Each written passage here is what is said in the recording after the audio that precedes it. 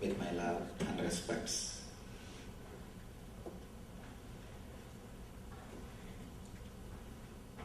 I'm very happy for and I thank for the beautiful introduction and the words given by Dr. Murali Krishna and Dr. Vijaya Malpani.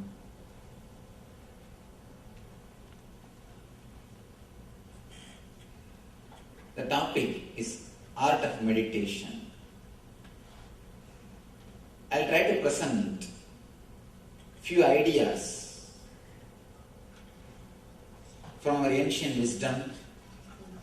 Then we'll analyze these ideas with our questions and try to internalize them through our question answers.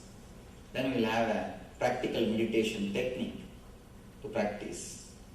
Last 4 days we had 4 different sessions. Yoga for body, yoga for our inner verbalization, yoga for our mind, and yoga for our being, spirit.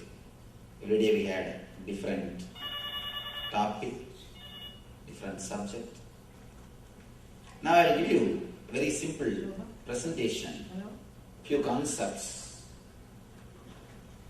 about how our mind works, how we perceive things, how we process information inside our system, and how we take decisions,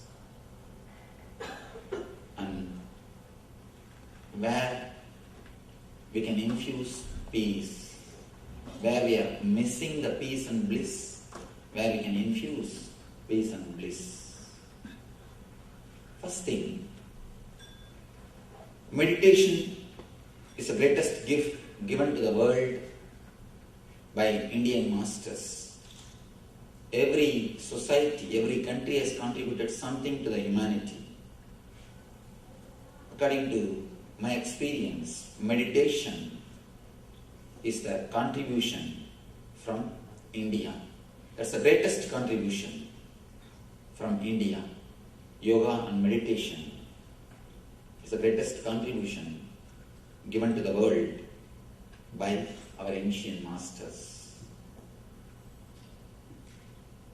Let me give you a simple diagram how we perceive things, how the information is processed inside our system according to yoga.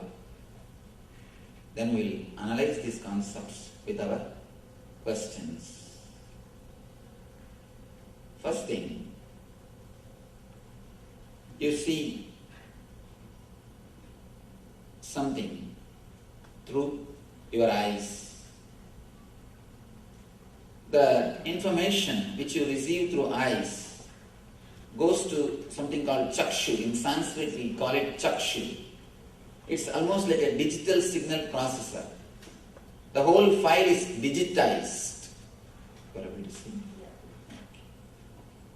The information which you receive through eyes are digitized in the chakshu. Next, the whole file goes to chitta. Chitta is the memory. In chitta, elimination happens, the excluding happens.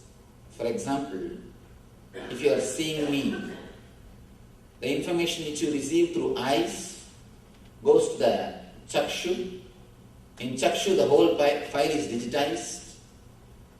Then the file goes to chitta. Chitta discriminates. This is not animal. This is not a plant. This is not a tree. This is not a mountain. The discrimination is done by the chitta. Then the whole file goes to manas. In Sanskrit we call it as manas. English mind. You may use any word. The mind does the process of identifying. Memory, chitta does the work of this is not, this is not, this is not. Manas does the work of this is it, this is it, this is it. It starts identifying. First it says, oh, a Swami. Then it says, meditation teacher, or whatever your mind wants to say, it gives you the identification. This is it. That is explained by the mind. Next, the whole file takes a quantum leap, goes to your ego. The whole file completely takes a quantum leap, goes to your ego. There you decide how I am supposed to respond to this moment or to this file. You decide what is there for me with this information. For example, you are seeing me, the file, you are seeing me through the eyes, the file goes to Chakshu, the whole file is digitized. And then the file goes to Chitta. Chitta says, this is not this, this is not this, this is not this.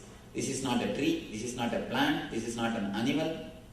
Then the whole file goes to Manas. Manas decides, oh, this is a human being, this is a Swami. This is, you start identifying. Then the whole file goes to ego. Ego decides, what is there for me with this person? Based on your past experiences with other meditation teachers or other Swamis, you decide whether to sit here or not to. You decide based on your past experiences. If you had good experiences with some other guru, some other master, with some other spiritual teacher or meditation teacher, you decide, let me sit here, this is the place for me. I should learn something. If you had some bad experience with somebody who was wearing the same orange robe, immediately you decide, no, this is not the place for me. I don't want to sit here. That what is there for me, that connection is given by the ahankar, ego.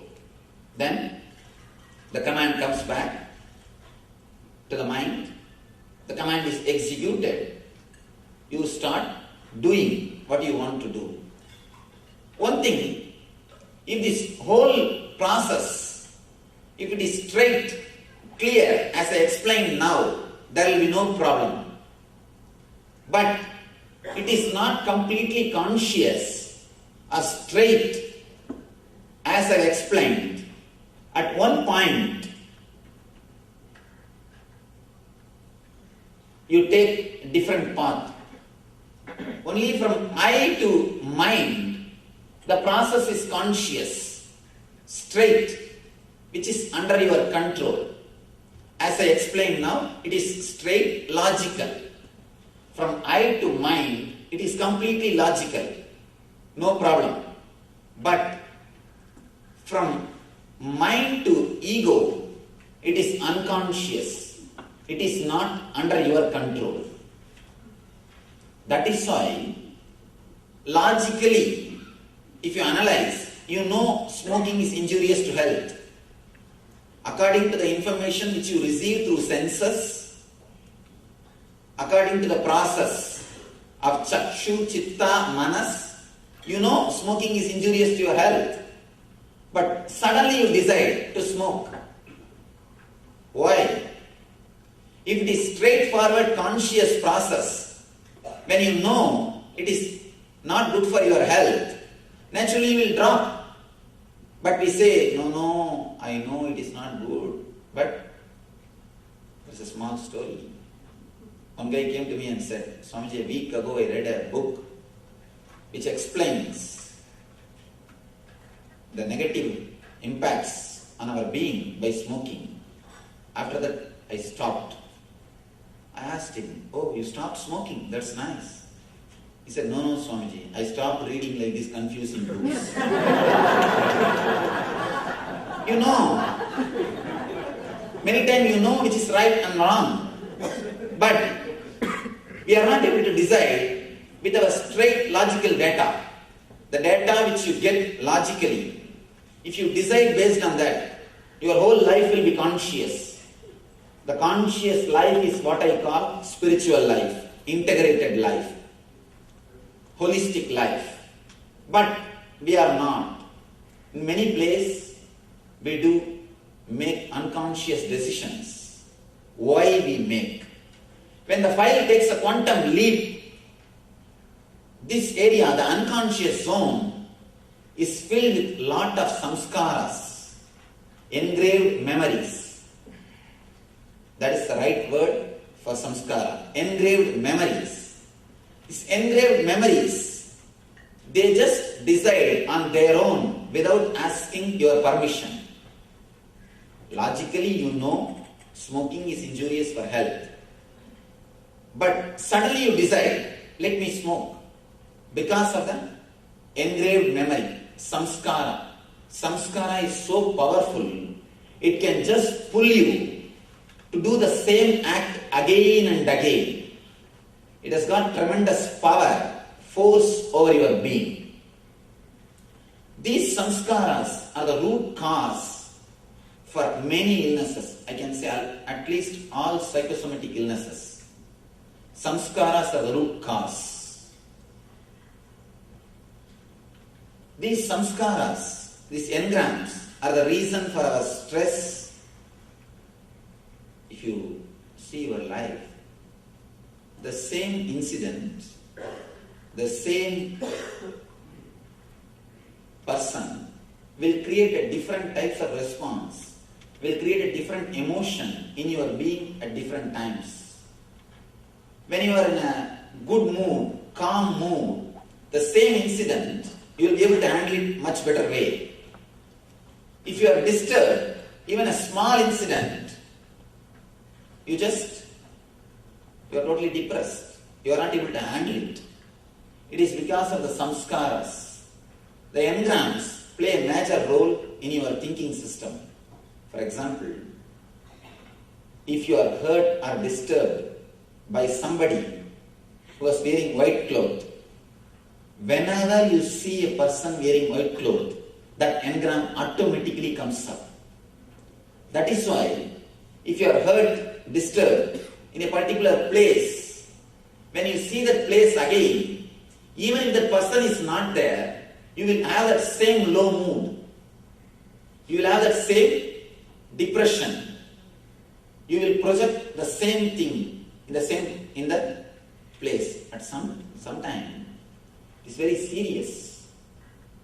The major decisions which you make are impacted because of these samskaras. In major decisions, when you take a major decisions, very important things in your life, if the samskaras inspire you, you don't even know in which direction you are traveling. You don't even know in which direction you are traveling. Especially some engrams which is deeply recorded inside your being unconsciously, continuously you repeat them without awareness. Continuously you repeat them without even your awareness. Especially morning when you start brushing your teeth, you can see your mind will be repeating some words which is not directly related to your life, which is not directly related to your routine. Simply you will be repeating something. When you are taking bath, your mind will be repeating some words. I always tell people, if you are in the house, brushing your teeth, you are already in the office, thinking about your routine. If you are in the office, seeing patients, already you are in the beach, having vacation. If you are sitting in the beach, enjoying the cool breeze, already you are there in the house, thinking about your next routine. One thing is sure, you are not there where you are. If you are here, we can be sure you are everywhere except here. We just continuously go around. We almost live like ghosts because of these samskaras. Because of these engrams. Continuously you are repeating something inside your being which is not directly logically connected to your routine or to your life. This unconscious process creates a lot of disturbance in your physical health and mental health. For example, when you are in deep fear or in a high peak mood of greed, these engrams, these samskaras gets recorded in your system. If a small girl falls into a swimming pool or a stream of water, if people shout, "Oh, she can't breathe, catch her, help her," that word gets recorded in her system as a samskara. She will suffer asthma even after becoming 40, 50. Continuously the samskara repeats itself in our being. I have seen hundreds of cases like these people suffering because of samskaras. I work with patients. We heal through meditation. At least in the last 2 years, more than 200,000 people had a spiritual healing touch or meditation through our institution. I'm working with lakhs of people. I tell you from my experience, many of the psychosomatic illnesses has got their roots in samskaras. If we can heal this samskara, we can do a very big service to the humanity. The meditation heals the samskaras. Meditation helps you to come out of the samskaras. Apart from the physical health, the mental level also, the stress, the main root cause for stress is these samskaras. Actually, these samskaras, when they are sitting in this unconscious zone, they will not allow any file directly to reach the ego. More the samskaras, more the file will be distorted. Everybody will sign their opinion on that file. Understand? The file is supposed to move from this table, this person to that person. Between, if there are only 2-3 persons, the file will move quickly and file will go as it is. If there are 300 persons sitting in between, everybody will write their opinion. By the time the file reaches the last person will not know what decision to make. He just says something, decision is made, and it is executed. More the engrams, more the samskaras, more confusion and more stress. And the process also takes more time. That is why many times you will not be able to decide for 10 years. Simple decision we will not be able to take even for 10 years because more engrams, more samskaras. By the time people decide whether to get married or not, already the life is over. Many times you can't decide. Why? Because too many engrams, too many samskaras. The process takes too long time. So many persons writing their opinions. What will happen to the file? You will never be able to decide. It becomes a complete confusion. Too many engrams create many psychosomatic illnesses and confusion in our day-to-day life, whether it is relationships or it is a profession. It will be very difficult to take any decision. Even small decisions look like too big. You feel that you are not able to take the decisions. You feel insecure continuously even to take the small decision. People are not able to do any change in their life because of these engrams. Too many samskaras.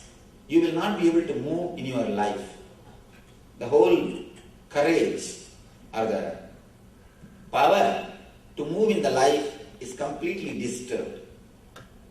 The unconscious process or the engrams is the root cause, the single root cause for many of our problems. If we can infuse peace, silence into this unconscious zone, the whole unconscious zone becomes conscious zone. Because the moment you remove the engrams, the moment you remove the samskaras, the whole process will be under your control, will be under your awareness, will be under your consciousness. Only because of the samskaras, the process goes to the unconscious zone.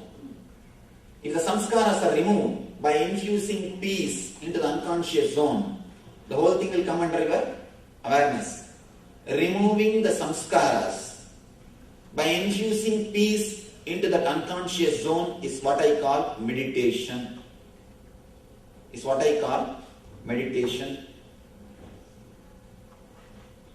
One more thing, the time taken for the conscious process and time taken for the unconscious process. Should you have any way I can draw it and show?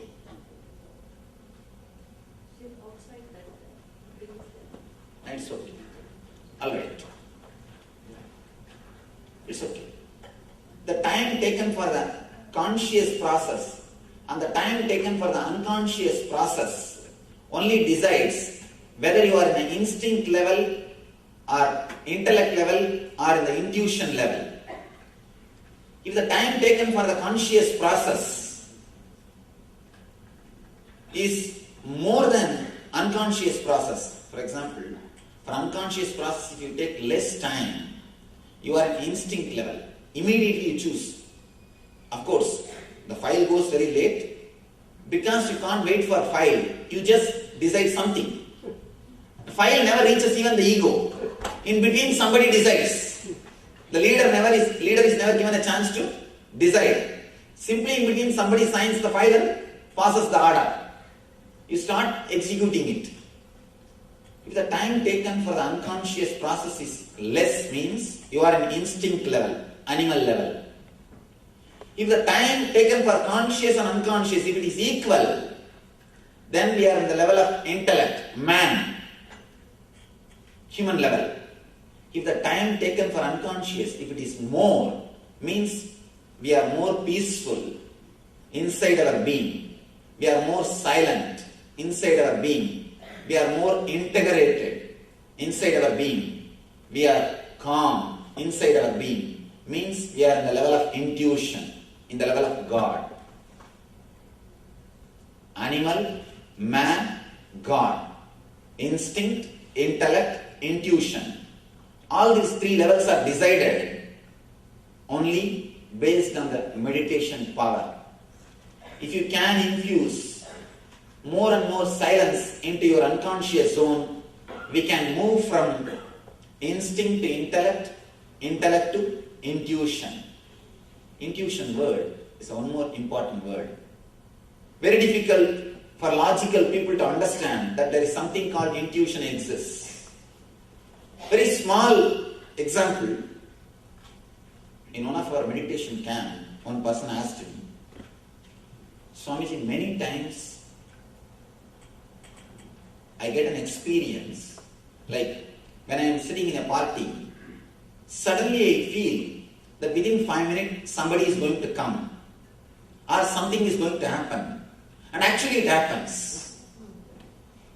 If I hear a telephone ringing, suddenly I remember some friend's name whom I have not seen or remembered for last 10 years. I remember his name. When I pick up the phone, he is there on the line. When I hear the doorbell, suddenly I remember some relative's name. When I go and open the door, he is standing, he is there. This happens in my life many times, Swamiji. How it happens? Why it happens? I asked the whole crowd, how many of you experienced like this at least once in your life? These same moments. She told one more thing. When I go to some friend's house, when I go first time, suddenly I feel I have come to the same place already. And I am able to tell in which room what things are there. And it is exactly there as it is. When I ask that group, how many of you had this type of experience at least once in your life? More than 80% raised their hands. Now let us analyze. How many of you had this type of experience at least once in your life? Oh. See, now we should understand, analyze something. If it is in one person's life, once or twice, we can reject it in the name of coincidence. Oh, it is just coincidence. We can reject. But when it happens in so many persons' lives, So many times, how can we reject it? Just with a simple word, coincidence. We can't reject this. Just with a simple word, coincidence. There is something more. We can't use just one word and remove or put this whole thing aside. There is something more than our intellect. We need to look into it. We need to analyze it. Of course, a lot of research are being done. I do not know much about the other things. But one thing is sure, according to yoga, I can explain this phenomenon. At that moment, fortunately, knowingly or unknowingly, you come to the present moment. When you come to the present moment, you will have the power, energy to see what is going to happen next. Almost no confusion. You reach the state where there is no confusion. No engrams are signing your file. At that moment, for that single moment, no engrams are signing your file. Your file is straight away reaching the ego without any signature from any samskaras. The whole process is conscious. That is why suddenly you get glimpse of intuition. Suddenly you get what is going to happen next. You can stay continuously in that same state by practice. People tell me, Einstein says in one place, logic is a servant, intuition is a gift from higher energy. I tell you, intuition is not just gift. You can make it as a salary. If it is a gift, we have to wait. Who will give, when they will give, what time, whether it will come or not, we don't know. You can make this as a salary. You can work for it. You can achieve it. You can make it as your life. We can stay in that same state of intuition or same state of ultimate consciousness continuously through meditation. One more thing I want to say, because it's a very important thing for doctors. Yesterday we were analyzing about this subject. Taking the negative energies of patients continuously, whether you believe it or not, you are meditating on patients. Continuously you are contemplating on negativities, the problems of the patients. There was a beautiful research which I was reading,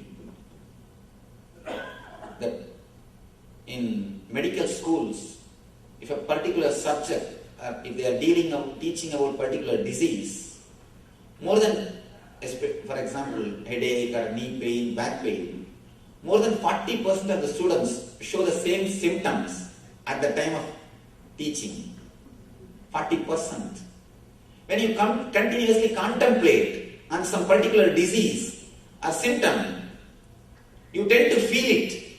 Even you can see when you listen about some symptom, you just compare inside your mind. Do I have that? Do I have it? When you contemplate, you try to express or experience the same things in your system. Continuously, whether you believe it or not, accept it or not, we are meditating on patience. And when whatever things you are receiving, the negative engrams or the negative ideas you are receiving from the patients, straight away goes and settles down in the unconscious zone. It is in the unconscious zone, creating more trouble for us, as if we have less karmas, as if we have less samskaras. We acquire more and more samskaras, which creates more trouble, more complications in our life. That is why in Ayurveda and yoga system, they emphasize every healer has to meditate to disconnect the etheric connection from the patients. Every healer has to clean himself, disconnect himself from the etheric connection of the patients. It is not only for healers, even for doctors. when you are continuously listening to the problems of patients, naturally you get associated or you start swallowing all their problems, those negative ideas, negative thoughts. You can see in your life many times, even after coming back to the house, your mind will be repeating the words which you heard from the patients. Mind is just continuously repeating the same words which we heard from patients. We need to clean ourselves. Please at least take 10 to 15 minutes per day to clean yourself. Just like when you come out of the hospital, you clean your hands, you take bath, to keep yourself away from the bacteria. Same way, you need to meditate and disconnect ourselves. We need to meditate and disconnect ourselves from the etheric connections or the negativities which we are receiving.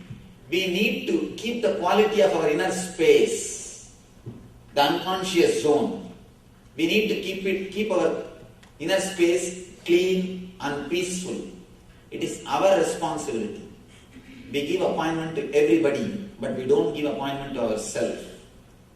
Please decide now onwards to give at least 15-20 minutes appointment to yourself.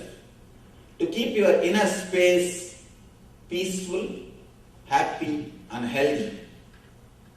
These are the few concepts which I wanted to express. Thank you for all thank you that you all sat and listened. Now we'll take few minutes to analyze these concepts with your questions. You will analyze it. You are welcome to ask any question. After that question answers, we'll see a simple practical meditation technique through which you can keep your inner space peaceful and blissful. You are welcome to put any question. Yes. Do you believe in next life? Oh. It is too big theory, ma. See, let's bother about this life. I always tell people ask me, Swamiji, can you teach me the technique to get the past life memory? I tell them, this 30-40 year life memory itself is haunting us. It is making us mad. We are going crazy. Just these 30-40 years of memories. If we get 60 or 70 more years of memory, what will happen to us? So she's here, she's not here. So, I request, better not to bother about these esoteric things of next life, past life. Let's bother about this life, ma. We are not able to live happily this life. Then when we are not able to live happily this life, what are we going to do? By what? Knowing the past life or the next life. People come and ask me, Swamiji, please teach me some technique. I wanted to do the Vashya of the 1800 Kali, or some big devatas. I wanted to see that devata. I wanted to have boons from that devata. I wanted to see. They come and ask me. I tell them, first learn the technique of how to live happily with 200 wives, 200 women. When we are not able to live happily with her, what are we going to do? Seeing 1800 women or 1800 Kali and all these things. So I always tell people, better drop too much of esoteric things. Let's come to the day-to-day life. Let's make this life more happy, more blissful. Then later on we can see about all those things. And one thing, even if I answer your question, waste of your time and waste of so many people time, what are we going to do? Next. Yes. I think we need to understand how the meditation helps, especially with your talk and Guru Krishna's talk, and I want to thank Vijay for sharing that experience. I think kind of a gastroenterologist like those how this can be useful. But I wanted to ask, how does the healing touch come into this? Can you explain that? How does that? Oh, that's a wonderful question. We have 7 energy centers inside our system. Of course, not only the yoga according to Hinduism, even according to yoga according to Buddhism, Tantra, everybody speak about the 7 chakras. I don't think it is exactly the glands which they speak.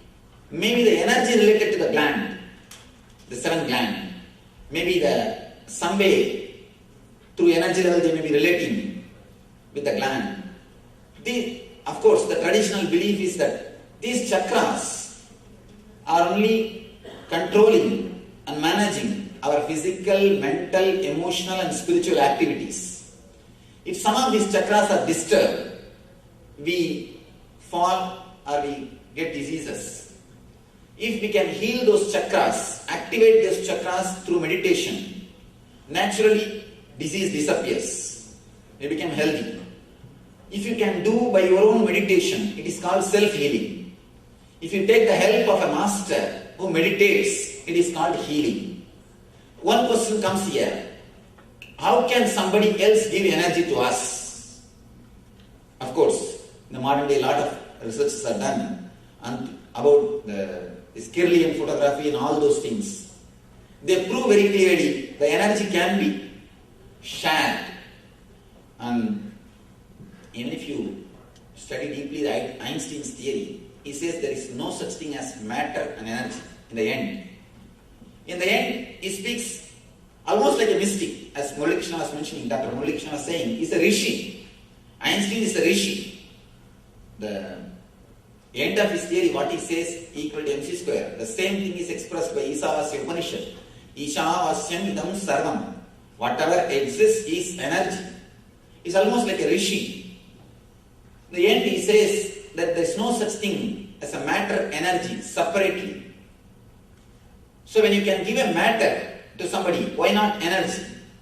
All you need is a right technique to share. Of course, still we are not able to quantify how much of energy is shared and all those things. That's the reason we are not able to give something like across the table.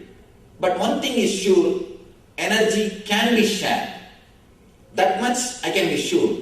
How much it can be shared, how better way we can share, through what techniques, all those things, we have to do a little more research. If you do it by yourself meditating, it is called self-healing. If you take the help of a master, it is called healing. And it is possible from time immemorial. In India, this practice is, of course, it was practiced and it is in the practice. You can see even, of course, your own villages. If you go to your villages, you can see some kids fall sick. They will take the child to the village priest, and the village priest will take the neem leaf and beat the kid with some mantra, some words, and this kid will cry like anything. Within 2-3 days, he will become alright. And you can see this as a regular phenomenon. It is not that once or twice. Somehow, in India, the healing is a regular phenomenon which happens in every village. I can say India has got at least 2-3 million healers.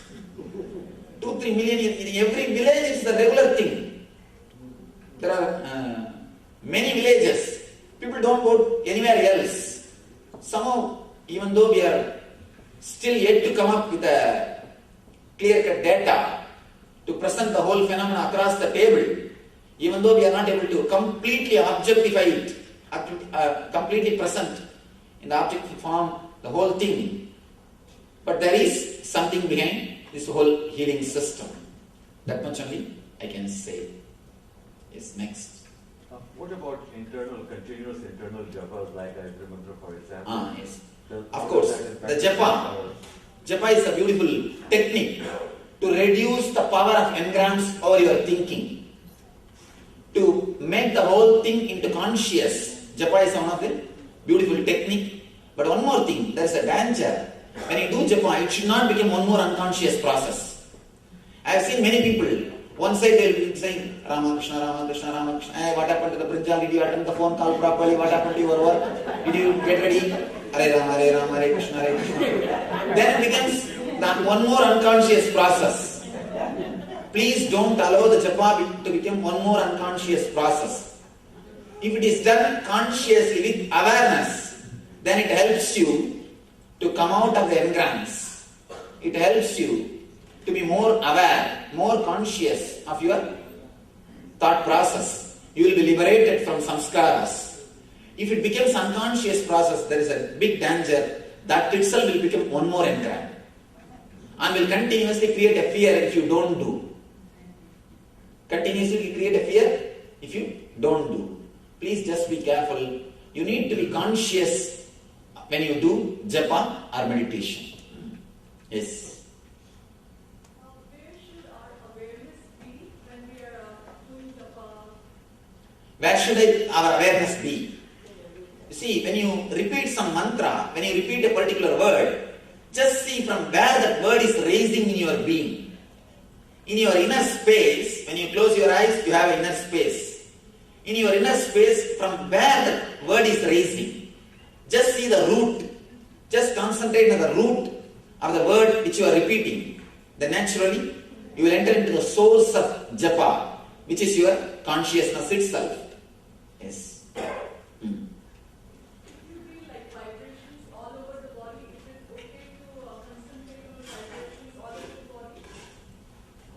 You can see, you can start searching the source of vibrations, from where a vibration starts. Now we will be doing a very small meditation technique to keep our inner space peaceful and blissful. Before that, any one question? We'll finish that question. When we utter mantras, most of the time it will be in Sanskrit like that. You don't even know what we are uttering, the meaning of it. But then does it have effect on the entrance? No problem. Because one thing, she's asking if it is a Sanskrit mantra, we don't even know the meaning, what to do. There is no need for you to know the meaning. If you know the meaning, it's okay. Any word repeated with awareness will silence your mind. Any word repeated with awareness will make your mind silent. I have seen few people repeating even Coca-Cola. Of course, you need to be aware. You need to be aware. You can't just repeat and do something else. You need to be aware. Of course, one more thing. I just made fun about this Coca-Cola. Naturally repeating the divine names has got its own impact. We can't compare Coca-Cola and Ramakrishna. Surely we can't compare. But what I am emphasizing is more on awareness. Just to emphasize on awareness, I made this statement. But surely, when you repeat the divine names, it has got its own effect. Its own thing on your being. Yes. How long does the meditation effort last? Oh. Even if you can clean your inner space only once a day with the 15 minutes, that is enough. For next 24 hours, your inner space will be clean. 15 minutes or 20 minutes is more than enough to maintain complete 24 hours, the same quality of the inner space. And one more thing, after a few days you will understand, it is not even the quantity of time, it is the quality, how intensely you sit, how intensely you meditate. You don't even need, after a few days, you don't even need 15-20 minutes. Just 5 minutes will be more than enough. After some time, you don't even need that 5 minutes. Just remembrance, smarana is enough. By remembrance itself, you will be able to clean your inner space. See, this is the only scale. When you close your eyes, after the meditation, your inner space should be peaceful. You should feel a well-being, healthy. You should understand, health is not just no diseaseness. No diseaseness is only one part of health. The real health is something more than no diseaseness. Feeling of well-being. If you feel alive, bubbling, simply oozing out the bliss, that is what I call health. If you feel that mood, when you close your eyes in your inner space, you reach the state of meditation. Closing eyes is important, or you can do with open eyes? In the initial level, you need to close your eyes. After that, you don't need. I think this time should we enter into the... Yes. All right. Could I have one? Could you share with the audience what the NSP training is? And then if anyone really wants to get serious about uncovering their engrams, there's the most wonderful program, and everyone should know about this. Amazing.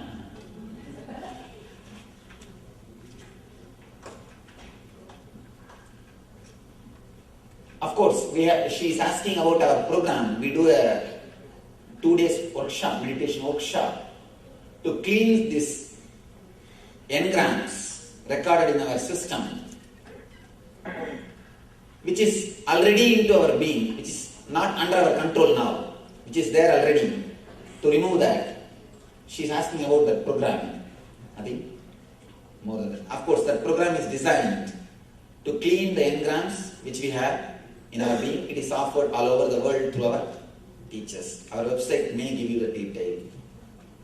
All right. Any other? Swamiji, I don't have this question, but I would like to share what I have experienced. For vasanas, what we call imprints, vasanas, vasudevasya vasitam bhuvanam trayam sarvabhutani vasosi vasudeva namaskute. So that just helps because like ours. Vasanas are not samskaras. Please understand. Vasanas are dead imprints which don't have enough power to pull you to walk in that same path. But samskaras are living, alive. They have the power to pull you down and make you walk in that same path. Okay. So vasanas are different and samskaras are different. Okay, but Maya, what we call illusion. Oh, So it is that- too big topic. I know. No, I'm not going into that one. But what, like, after all, it's a divine power. So just to control that one. Please See, understand. it's- To talk philosophy, I think I can speak more philosophy because I'm a professional No, I'm not philosopher. talking. I just like to share. Let's put some questions which is useful for everybody. See, I request you can put some question which will be useful for all of us. Just to talk some philosophy, I think it's my profession. So, Just want to make a comment. I'm a psychotherapist. What you are talking about today and last few days, psychotherapy, Western models, and what are scriptures. So there are a lot of similarities actually. of course. In the confessions in the Christianity. The only thing is that somebody talked about how to get rid of these negative engrams. It's like getting rid of your unconscious Yes. conflicts and emotions inside of Yes. It's a- First thing, for immediate use, I can offer this technique, meditation technique, which we are going to do. That will help. If you are too serious, really serious, now again I have to say that workshop may help you. You can try. Now then it is time for us to do this small meditation technique. How much time we have? I think we will, I'll give the instruction, we will do it only for a few minutes. We'll just do it we will finish the whole thing within 10 minutes. Let me repeat, I think there's no time to give the gist. I'll just give the meditation technique. 4 instructions. This is from Tibetan Buddhism. This technique is very powerful technique. 4 instructions. Sitting straight, the first instruction. You can sit in the sofa or chair or anywhere, no problem. But your head, neck, backbone should be in a straight line. Second instruction, closing the eyes. Please understand, when I say close your eyes, I don't mean just closing your eyelids. Something more has to be done. Usually, when you open your eyes, you will see all these things. When you close your eyes, you will see all these scenes in your inner space. Now that also has to be stopped. How to? Just for 30 seconds. Just for 30 seconds or 1 minute. Create little pressure on your eyeballs mentally.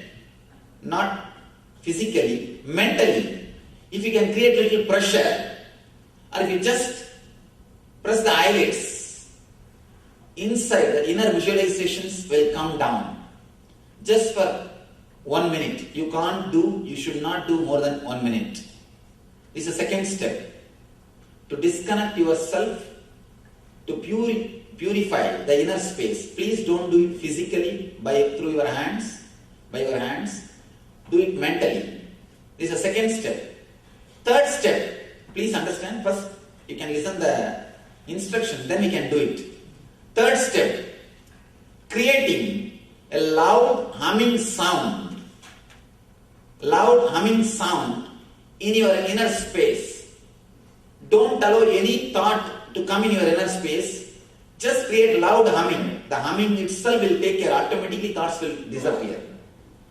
Just create a loud humming sound. Let me show you how.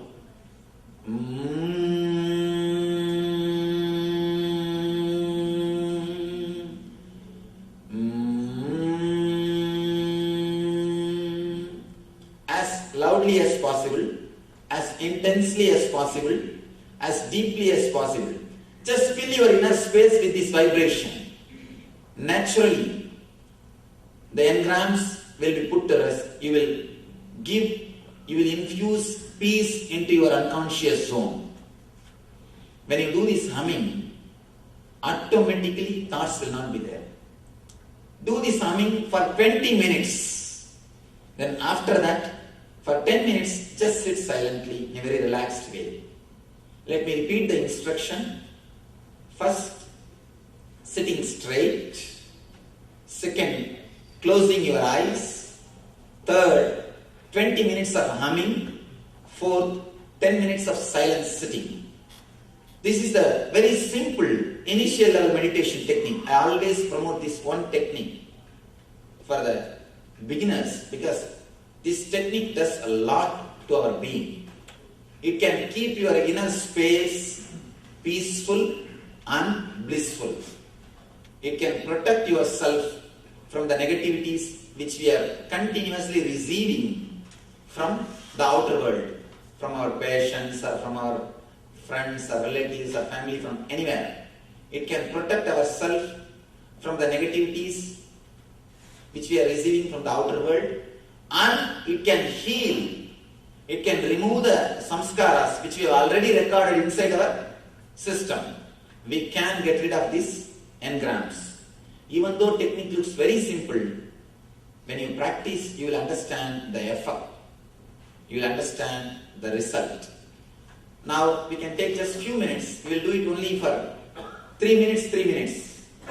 3 minutes we will do the humming and 2 minutes we will be silent just to have the taste so that you will be able to practice in the house. If you are interested, please start. Please sit straight. You can close your eyes. Just for a few seconds, create little pressure on your eyeballs. You can stop the eyeball movements by creating little pressure so that the thoughts will come down.